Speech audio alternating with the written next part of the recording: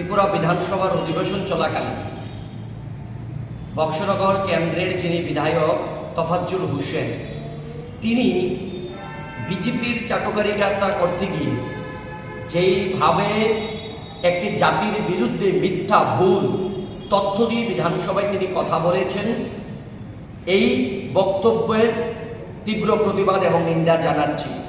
তিনি বলেছেন আমাদের রাজ্যে এবং গোটা দেশে বিভিন্ন অপরাধমূলক কর্মকাণ্ডের সঙ্গে নাকি মুসলিম জাতিরা নাকি জড়িত থাকেন, তারপরেও নাকি ভাজপা সরকার বা মোদী সরকার মুসলিম জাতির উন্নয়নের স্বার্থে কাজ করে।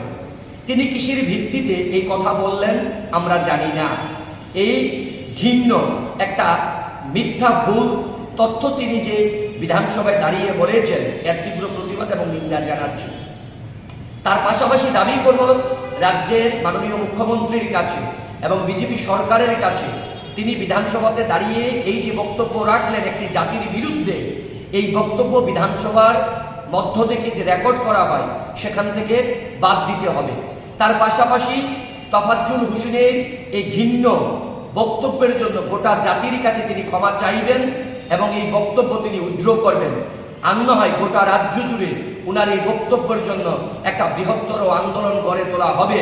কারণ এইভাবে তিনি নিজে মন্ত্রিত্ব লোভের জন্য, সরকার পক্ষকে খুশি করার জন্য একটা জাতির বিরুদ্ধে এইভাবে মিথ্যা কথা তিনি বলতে পারেন না।